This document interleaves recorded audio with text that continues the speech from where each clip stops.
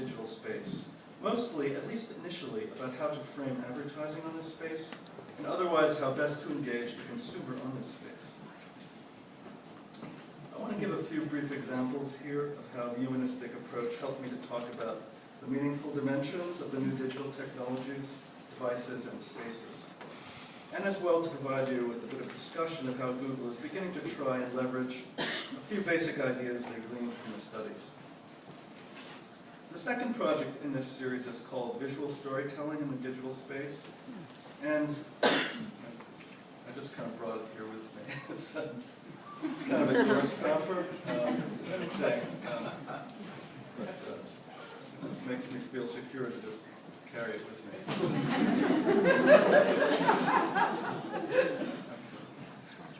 So, second project is called Visual Storytelling in the Digital Space, and some of the headings in the table of contents here, which I'm not going to talk about, they're all inspired by subfields in the humanities, are the new sensorium, the bowerbird and visual culture, visual storytelling in digital space, commonplaces, common spaces, and Wunderkammern, or the internet as a digital cabinet or room of wonder, the pursuit of beauty and ugliness in digital storytelling.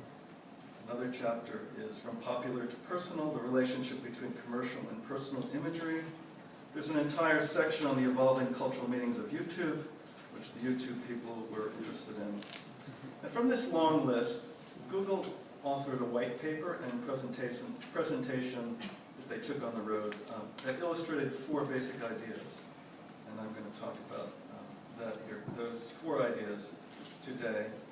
Those are the new sensorium, fascination with the familiar, synaptic play, and the energy exchange. The first topic that Google kind of gleaned from the report is called the new sensorium. And here I discussed how the digital revolution is establishing, in Walter Ong's terms, a new sensorium, which is the way that a particular culture organizes and emphasizes each of our 5 senses. Cultures differ in the way they emphasize or exploit the various senses. Some emphasize the spoken word, others the proximate senses of smell, touch, and taste. The new digital sensorium stresses the communicative power of visual imagery and what we call the oral experience. Indeed, many of the image creators we interviewed in our project were inspired by musical phrasing as they put together their visual productions. But to return to the visual image, other sensuous modes of communication and expression appear as adjuncts to the image, often these days, adding meaning to the image, yet not constituting its central meaning. Of course, the character and quality of effect of arresting imagery resonate with the character of life today. Digital communication is quicksilver fast communication. Information, emotions, commentary, images, texts are received and responded to quickly, and we judge communication technologies by how quickly they enable us to communicate. Images convey messages and meanings in powerfully concise, therefore quicksilver fast ways. And the quality of arresting imagery, if we think about it, conciseness, it can communicate on multiple levels. It conveys multiple meanings simultaneously. It has an immediate impact on people. It's impactful anyway. It often and can express an essential, often iconic meaning that is received instantaneously. It can tell an entire story in a condensed way.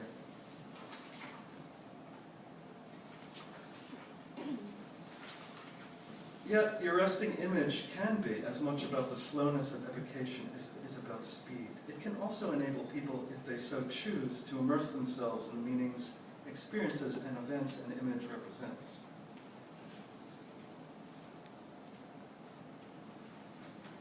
The next topic that Google sort of gleaned, or a set of ideas that Google gleaned from the study, I called it kind of a Proustian point of view, or period I. And when they took this on the road, they called it fascination with the familiar. In this section, we discussed the rise of what I call the new period I, or way of seeing the world.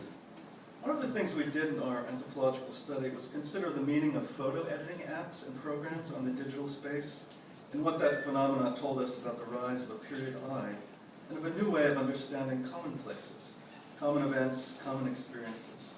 And many of our respondents that we interviewed had on their smartphones PixArt, wild cameo, photo collage, photo stamp, line camera, and the list just goes on and on. It's not just Instagram.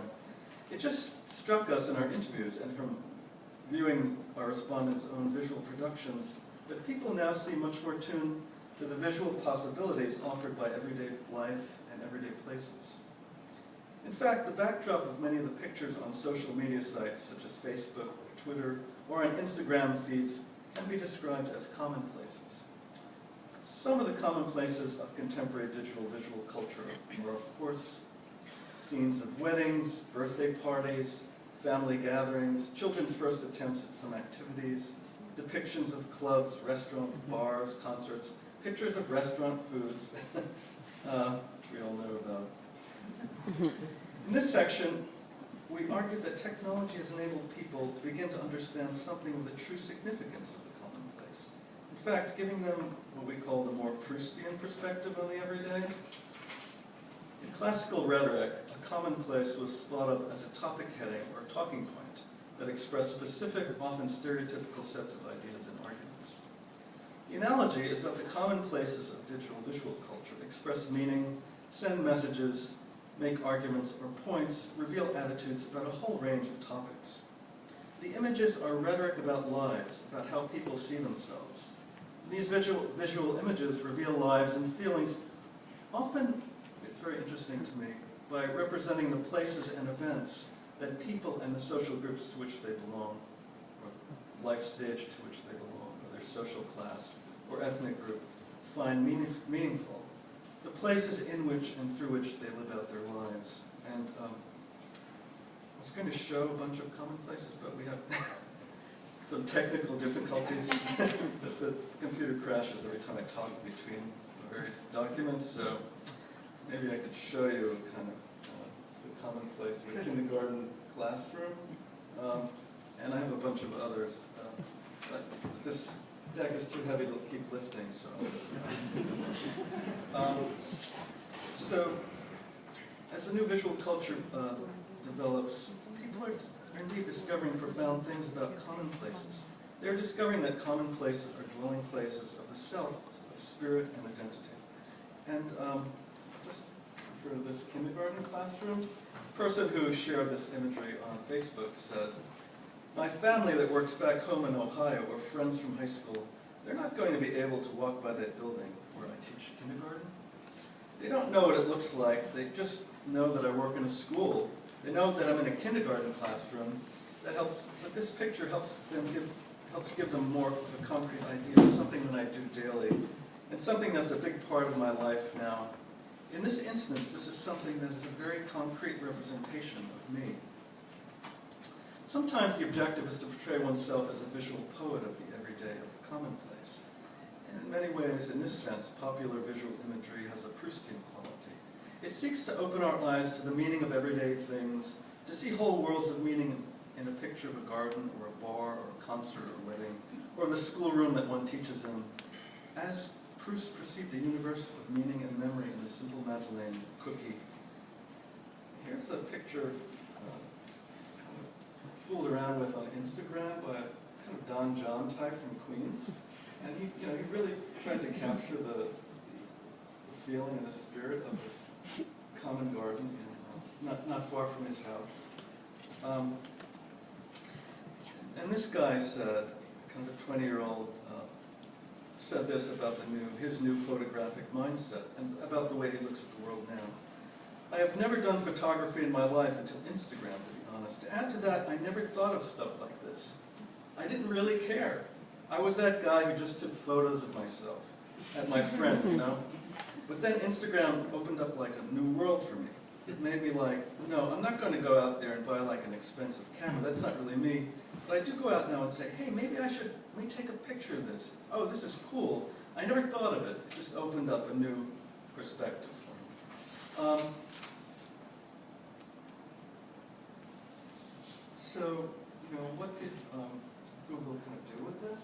And if you look to your right, what they did is they kind of scoured the digital advertising space to try to come up with advertising campaigns that seem to be leveraging this idea of fascination with the familiar One is the Vitamin Water campaign, Make Boring Brilliant.